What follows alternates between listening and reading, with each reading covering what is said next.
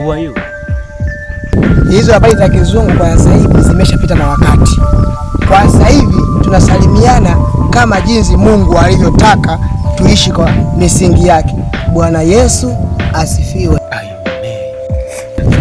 Wewe, niache! Niache!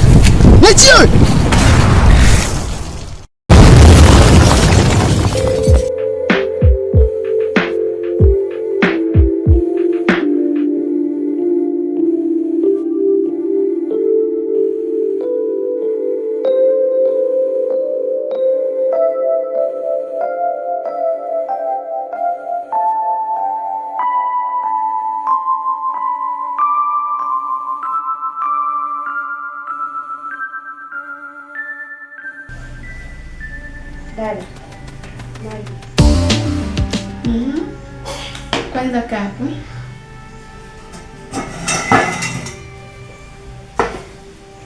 Sasa nakuonya.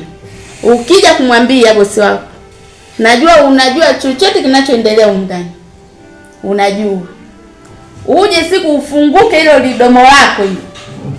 Wewe sinitafutie matatizo. Tutaimba na Bwana, tukizunguka kwenye kiti cha enzi. Tutaimba na Bwana, tutaimba na Bwana, tutaimba na Bwana, tukizunguka kwenye kiti cha enzi. Tutaimba na Bwana. Kiukweli nyimbo za Mungu ziliwaga mimi zinanifurahisha sana. Kiukweli ni nzuri. Ni tamu. Hivi huyo Mungu? Acha tuitwe Mungu kwa sababu jinsi ninavyoona hizi raha za hizi nyimbo jamani. Ni kwa nini mimi jamani nisimuimbie Mungu siku zote za maisha yangu? Acha tu mimi nataka nibandwe ndani ya Mungu. Nataka nibandwe mimi hayupo. Kwa sababu naona raha.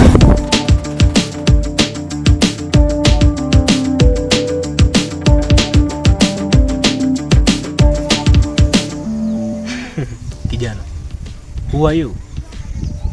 Hizo habari za kizungu kwa sasa hivi zimeshapita na wakati. Kwa sasa hivi tunasalimiana kama jinsi Mungu alivyotaka tuishi kwa misingi yake.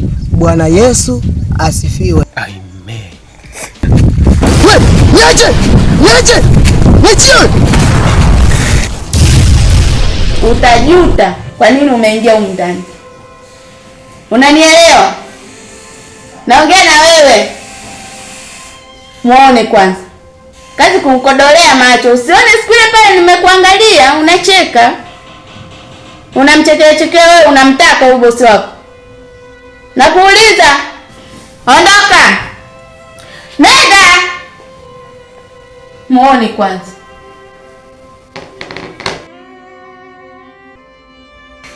Wenu.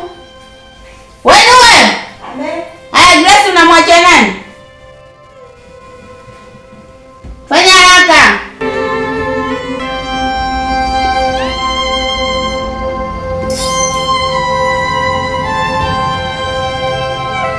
Cheka.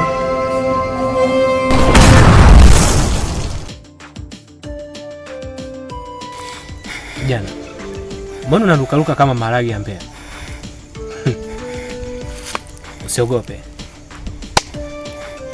Congratulations. Wewe ni nani? Mimi.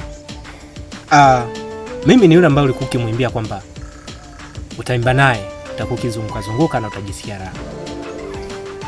Right? Hapana. Kwa nini uko hivyo? Nikoje? Niko kawaida. Hujapenda? Tusalimiane tena mtumishi. Hapana. Tusalimiane tena. Hapana. Kwa nini? Wewe sio mtu wa kawaida. Unaweza ukaenda msafari yako.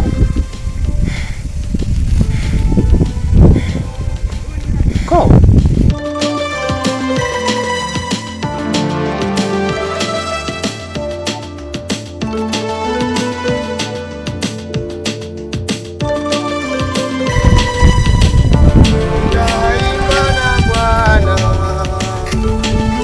Tutaimba na Bwana.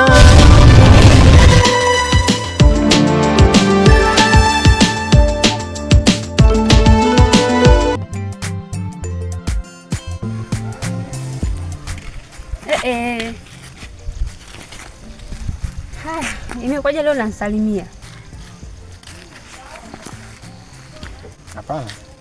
Hapana nini? Siku zote ulikuwa unanisumbua. Ulikuwa ukiona barabarani unanisimamisha. Unaniambia nakupenda. Sasa hivi ndio nimeamua kukuletea majibu yako kuwa nakupenda.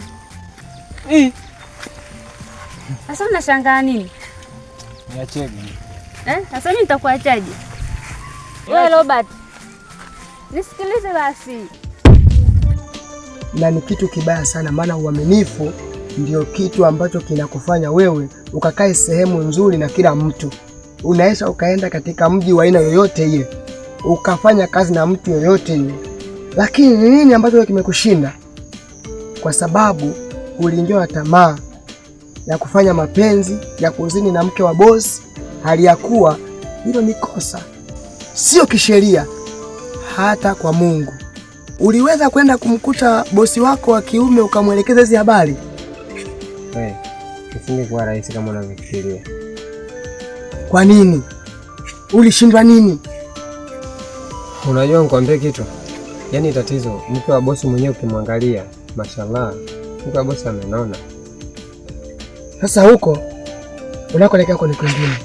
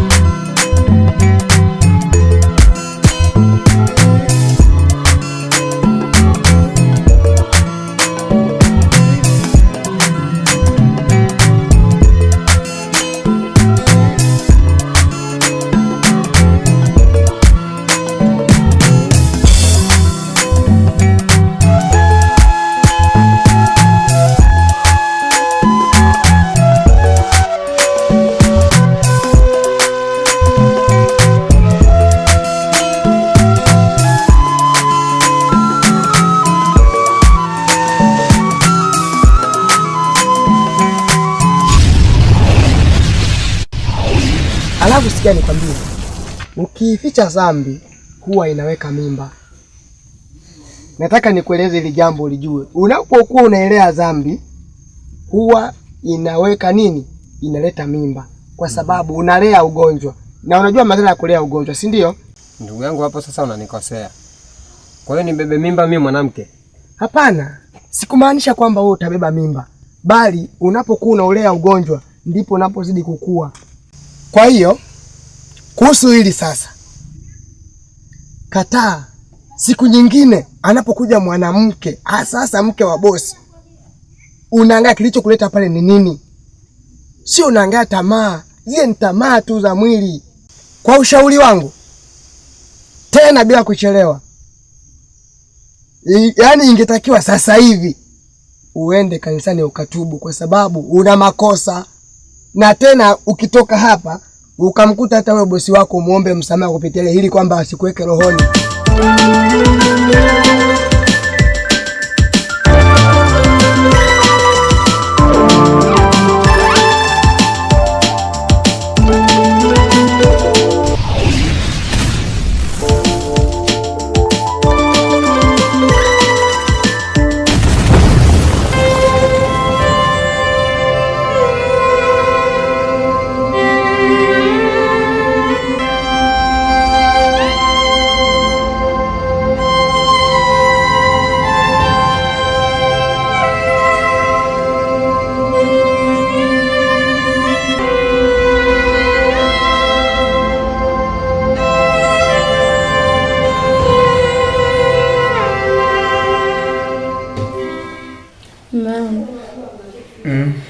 Utakuwa sawa tu, usijali, sawa?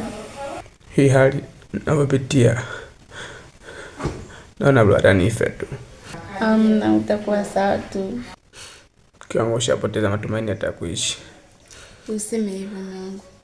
Sijui hata kazi nitazifanyaje huko nje. Amna, useme hivyo.